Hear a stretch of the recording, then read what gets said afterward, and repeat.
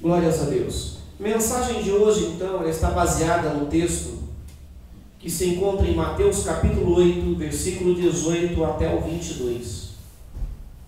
E esse texto nos fala de uma situação um tanto que curiosa. Hoje em dia, nós vemos os pregadores querendo pregar para grandes multidões. E nós vemos Jesus aqui, ele estava do lado da margem do rio, próximo à cidade de Cafarnaum. E ele vê aquela grande multidão. Então ele fala para os seus discípulos: vamos para outra banda. Jesus, ele fugiu da grande multidão que estava ao seu redor. Não por medo, claro que não, mas porque ele sabia que em meio àquele grande número de pessoas que estavam ali, a grande maioria daquelas pessoas estavam ali por causa do pão. Estavam por causa de que queriam um novo rei para Israel.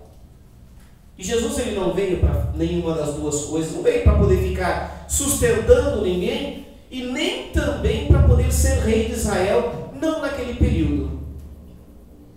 E então Jesus, ele fala: vamos para outra margem. E eu gostaria de destacar nesse texto 3 pontos importantes para o nosso entendimento. Primeiro ponto é que muitos seguiam a Jesus e ele preferiu sair do meio da grande multidão. E além de sair do meio dessa multidão, ele dificultou para aquela multidão acompanhá-lo.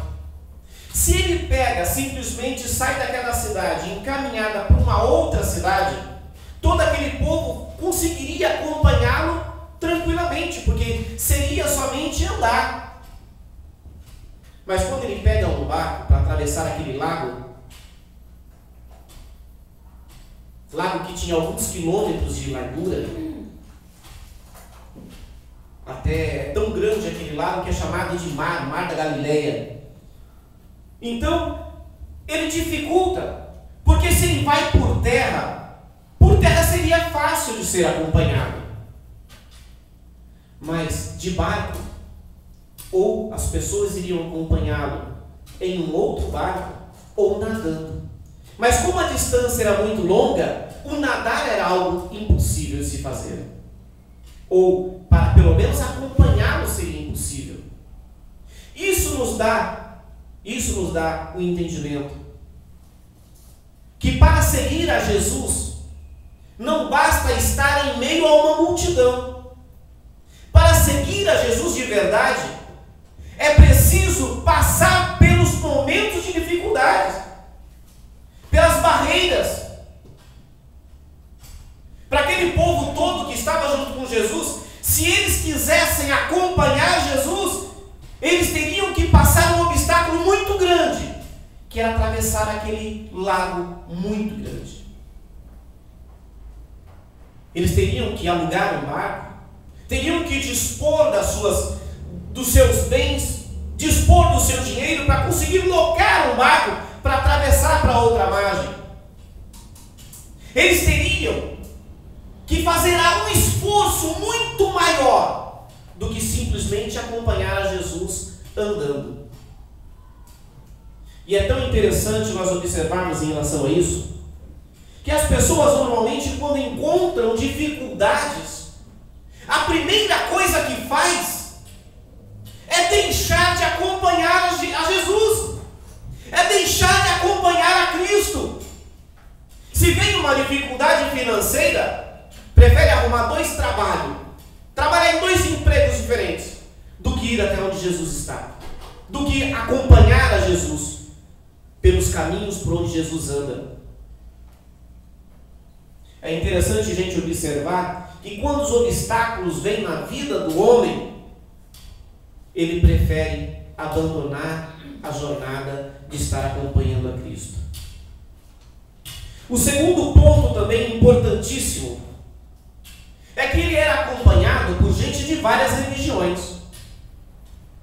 Ele não era acompanhado somente pelos seus legítimos discípulos.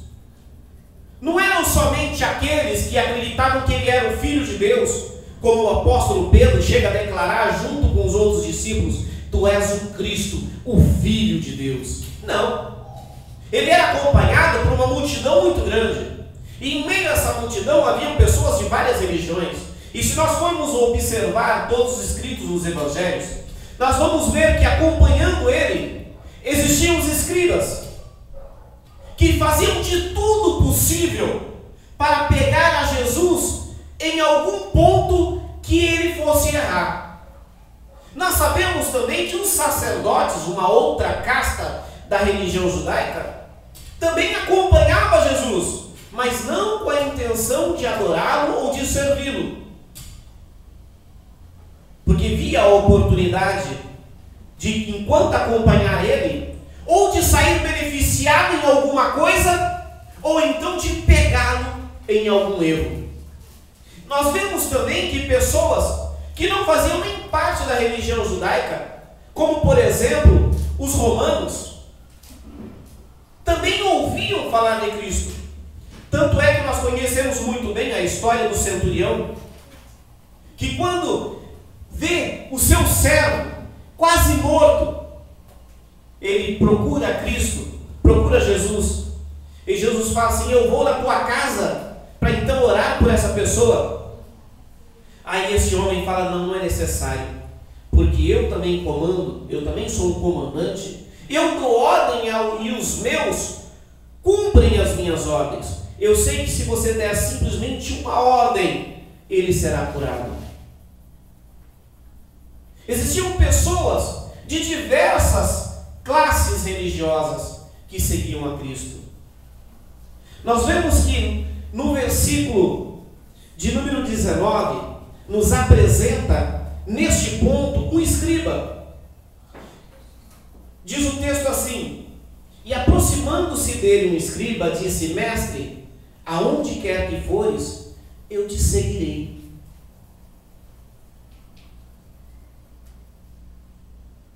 O escriba, ele é o símbolo de todo e qualquer religioso, seja ele de qual for a religião, seja ela cristã, seja ela evangélica pura, seja ela católica, seja ela espírita, seja ela de qual for.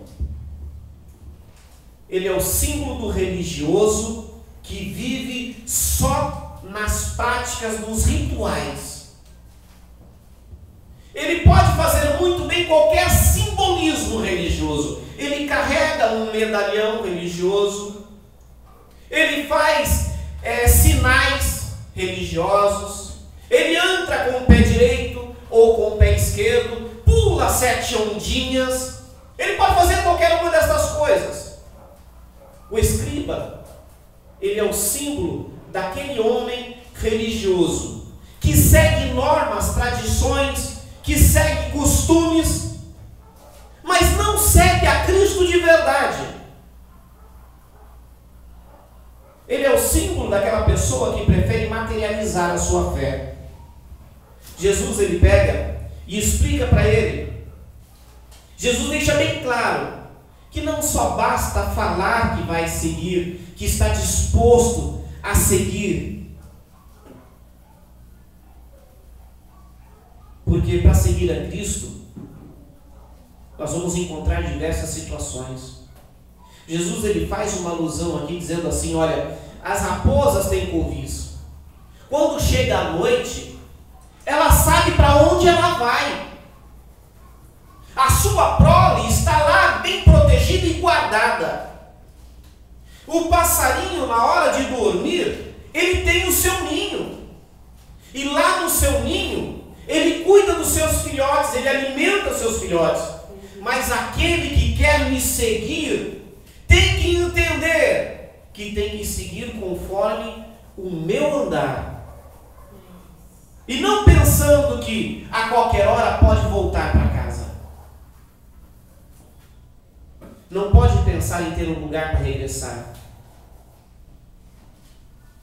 Seguir a Cristo tem que ser uma decisão muito séria, aonde nós simplesmente abandonamos todos os nossos desejos, abandonamos todos os nossos pensamentos, todos os nossos conceitos e seguimos a Cristo por onde Ele quer nos levar. Não basta só falar que é cristão. Dizer que é cristão e continuar pecando não é ser cristão. Dizer que adora a Deus, mas nem na igreja não vai. Dizer que é alguém que crê em Deus, mas não pratica as suas ordenanças, não crê realmente em Deus. Porque crer não é simplesmente acreditar. Crer é ter como certo determinada coisa. E crer em Cristo significa ter como certo que os seus ensinamentos são verdadeiros e então segui-los. De nada adianta simplesmente ter um título de religioso, mas não seguir os ensinamentos dele. De nada adianta para nós, ou de nada adiantaria para nós, seguirmos todas as liturgias do nosso culto, mas da porta para fora da igreja sermos completamente diferentes. Seguir liturgia, todo religioso segue.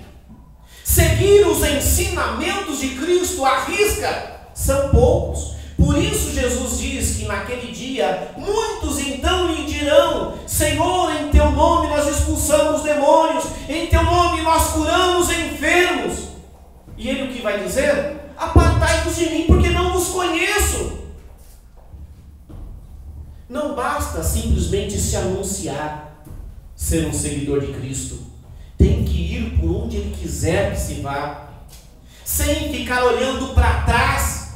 Porque se olharmos para trás, não somos aptos a seguir a Cristo. O terceiro ponto é que nada pode impedir o verdadeiro discípulo de seguir a Jesus. Depois de chegar esse escriba, esse fariseu, me perdoe, depois de chegar o fariseu, chega um outro discípulo, uma outra pessoa que está aprendendo com Jesus, e fala: Jesus, não vai agora não. Se você atravessar, se você entrar nesse barco agora, e você for adiante, eu vou ficar nessa margem. Olha, o meu pai morreu. Espera eu lá enterrar meu pai. Me espera eu enterrar o meu pai. Aí Jesus diz assim: segue-me e deixe aos mortos sepultar os seus mortos. Algumas pessoas que são críticas em relação a Cristo e querem criar algum tipo de contenda contra Jesus, diz que Jesus nesse ponto ele foi insensível. Mas a grande verdade é que o que Jesus está ensinando é o seguinte: todo aquele que quiser me seguir não pode pôr empecilho. Eu não posso ficar nessa margem do rio simplesmente aguardando a sua boa vontade de me seguir. Jesus não iria ficar com seu barco ali ancorado, aguardando que esse jovem ou esse discípulo fosse enterrar o seu pai. Ele tinha uma jornada a cumprir, ele tinha que seguir, ele tinha que atravessar. Existem pessoas que pensam que o tempo vai simplesmente para ela. Preferem não seguir a Cristo do jeito que Cristo quer. Mas diz assim: eu sou jovem ainda, eu tenho muito o que aproveitar a minha vida. Depois eu vou. Mas entenda você que uma vez Jesus tendo entrado no barco, Ele não vai esperar você. Na hora do arrebatamento da igreja, se nós não estivermos no barco com Cristo, vamos ficar para trás. Independente de ter um defunto lá para ser enterrado, indiferente de nós termos alguma outra coisa nos aprisionando, uma namorada, um esposo, uma esposa que esteja nos segurando para trás. Para seguir a Cristo, nós temos que nos desvencilhar ou desprender de tudo aquilo que nos prende nesse mundo. Nada pode nos impedir de acompanhar a Jesus. Nada pode nos impedir. É interessante que nós costumamos criar um monte de obstáculos para poder não fazermos algo pela obra de Deus. E eu falo de fazer algo pela obra de Deus, porque quando nós fazemos algo pela obra de Deus, na verdade, nós não estamos fazendo pela obra de Deus, estamos fazendo por nós mesmos. Porque, afinal de contas, tudo aquilo que nós fazemos em prol do reino de Deus, nós fazemos em nosso favor mesmo. Porque Jesus diz que quando nós estamos fazendo algo em favor do reino de Deus, estamos juntando tesouro no céu. Nós estamos aqui acumulando um tesouro lá no céu. Se nós simplesmente deixarmos de fazer algo em favor daquilo que é espiritual, por aquilo que é material, nós estamos deixando de juntar esse tesouro no céu. Por isso que Jesus diz que devemos buscar primeiro o reino de Deus e a sua justiça, porque as demais coisas nos serão acrescentadas. As demais coisas nos serão acrescentadas. Quando buscamos primeiro o reino de Deus, Ele não nos deixa sem nosso sustento. Ele não nos deixa sem alegria. Ele não nos deixa sem a paz. Em tudo, Ele nos sustenta. Buscar primeiro o reino de Deus. Então, terceiro ponto. Nada pode impedir o verdadeiro discípulo de seguir a Jesus. Não interessa quais sejam as imposições que a vida coloca. Lembre-se, mais importante do que a sua própria vida é você estar com Cristo no barco. Mais importante do que os seus bens materiais é estar com Cristo no barco. Mais importante do que a sua família é estar com Cristo no barco. Eu não estou dizendo que você deve simplesmente abandonar toda a sua família e se enfiar dentro de uma igreja e ficar... Não é nada disso. O que eu estou dizendo é que se for para poder impedir você de estar com Cristo no barco, a tua família estiver atrapalhando, lembre-se do que Jesus disse. Ele não veio para juntar, e sim para separar. Ele não trouxe para trazer a paz, mas sim para colocar inimizade entre pais e filhos. Porque se o filho quiser seguir a ele e o pai se impor ao contrário, ele vai criar essa inimizade. Ou se for o contrário também. Mas o mais importante é que esta pessoa tem que entender que ela precisa estar no barco com Cristo. A Bíblia nos fala da história da parábola que Jesus conta sobre as virgens, as loucas e as sábias, as 5 loucas e as 5 sábias.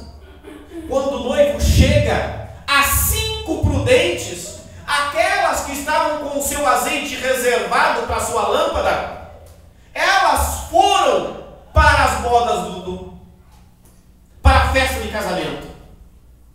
As outras 5 que deixaram para a última hora ir adquirir o óleo, ficaram para trás e não puderam entrar para a festa de casamento. A mesma coisa acontece conosco. Nada pode nos impedir de estarmos com Cristo no barco. Nada pode nos impedir de entrar com Jesus no barco para ir para o outro lado do mar. Para concluir essa mensagem, nós precisamos fazer um resumo e entender o seguinte: não seja você mais um em meio à multidão. Pessoas que se dizem cristãs, pessoas que se dizem crentes, pessoas que se dizem adoradores de Cristo, está assim. No nosso país, é um país tido como cristão. Embora esteja dividido em sua maioria católica e protestante, mas todos se dizem cristãos. Mesmo aqueles que são testemunhas de Jeová, Jeová, mesmo aqueles que são mormons, mesmo os adventistas, que não são realmente evangélicos em si, se dizem também cristãos, fazem parte dessa grande multidão que se diz cristã, que se diz estar em volta de Cristo. Mas e para entrar no barco com Ele? Não basta ser somente mais um em meio à multidão. Não seja somente um religioso. Não seja somente um religioso formal. Aquele que simplesmente frequenta a igreja, aquele que é dizimista, não seja somente isso. Isso simplesmente é consequência, tem que ser consequência de uma vida santa e temente a Deus.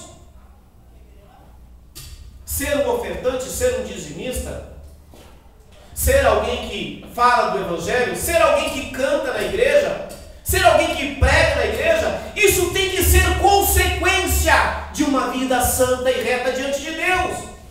E não simplesmente um mero formalismo. Não permita que as intempéries da vida lhe impeçam de estar com Cristo. Seja qual for a dificuldade, seja qual for o obstáculo que a vida te impor, não permita que isso venha te afastar de Jesus. Existem pessoas que não levam uma vida reta diante de Deus por causa dos amigos, por causa de familiares, por causa de marido ou de esposa. Existem pessoas que não conseguem entregar a sua vida completamente a Cristo ou a Deus, porque simplesmente observam esses problemas, esses obstáculos. Porque se eu for na igreja, o meu marido ou a minha esposa vai ficar bravo comigo. Se eu for orar e adorar a Deus, os meus amigos vão me chamar de quadrado, vão dizer que eu não estou com nada. Se eu quiser servir a Cristo, vão dizer que eu sou um bobo, que eu sou um tolo. Nós precisamos compreender que as intempéries da vida, os problemas da vida, os obstáculos que nós vamos encontrar na nossa vida, não pode de forma alguma nos separar ou nos impedir de acompanharmos a Jesus.